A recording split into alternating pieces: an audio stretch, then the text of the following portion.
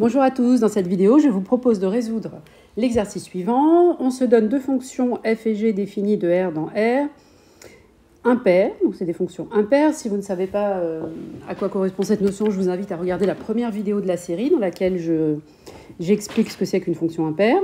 Et on nous demande d'étudier la parité de f plus g, f fois g et f rond g. Alors, commençons par la parité de f plus g. Donc, on se donne un élément x dans grand R, soit x donc appartenant à grand R, et je vais calculer f plus g de moins x. Je reviens à la définition. Pour étudier la parité d'une fonction, il faut démontrer, ou pas d'ailleurs, qu'il existe un lien entre f de x et f de moins x. Soit ce lien, c'est du type une égalité, ou soit c'est f de moins x, c'est l'opposé de f de x. Donc, je commence par calculer f plus g de moins x, en remplaçant x par moins x et en distribuant f plus g sur moins x. Donc ça fait f de moins x plus g de moins x. Mais f et g sont supposés impairs. Donc f de moins x, c'est l'opposé de f de x, et g de moins x, de la même façon, c'est l'opposé de g de x.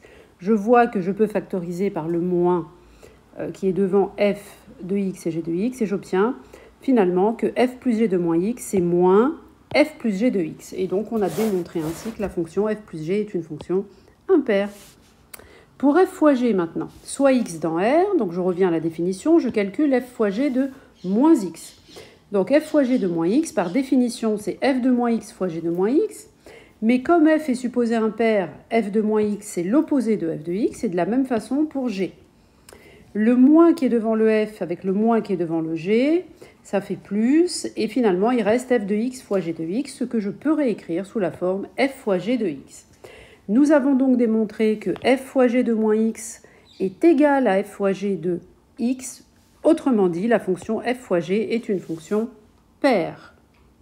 Il nous reste f rond g. Je vous rappelle que f rond g, c'est la fonction qui est définie pour tout x par f rond g de x égale... Alors, je fais juste f rond g de x, c'est la composée de f et de g. Et par définition, c'est f de l'image de x par la fonction g. C'est f de g de x, pas f de x, c'est f de g de x. Souvent, on fait un petit schéma comme ça. On part de x, on calcule g de x, et ensuite on applique la fonction f. Et c'est ce qui va vous donner f rond g de x. Donc, en fait, ça s'appelle une composition de fonctions. Alors, si je reviens à l'exercice que je suis en train de traiter, je reviens donc à la définition, soit x appartenant à grand R, je calcule f rond g de moins x pour vérifier, est-ce qu'il est égal à f rond g de x, est-ce que c'est l'opposé de f rond g de x, ou est-ce que c'est ni l'un ni l'autre, auquel cas on pourra conclure au fait que f rond g n'est ni pair ni impair. Alors, allons-y, f rond g de moins x, qu'est-ce que ça donne? Par définition, c'est f de g de moins x. Mais comme g est impair, alors g de moins x, c'est l'opposé de g de x, parce que g est impair. Mais f aussi est impair. Donc quand vous faites l'image f de moins g de x, c'est l'opposé de f de g de x. Parce que quand on a une fonction impaire, quand vous faites f... Pardon, je me suis trompée de stylo. Donc quand vous avez une fonction impaire, quand vous faites f de moins g de x, c'est l'opposé de f de g de x. F de grand x, donc de moins grand x, c'est l'opposé de f de grand x. Et le grand x ici, c'est g. Si vous remplacez grand x par g, vous allez comprendre pourquoi f de moins g de x, c'est comme si c'était moins grand x. Donc f de moins grand x, c'est l'opposé de f de grand x. Le grand x en question, c'est g. C'est ce que j'ai écrit ici.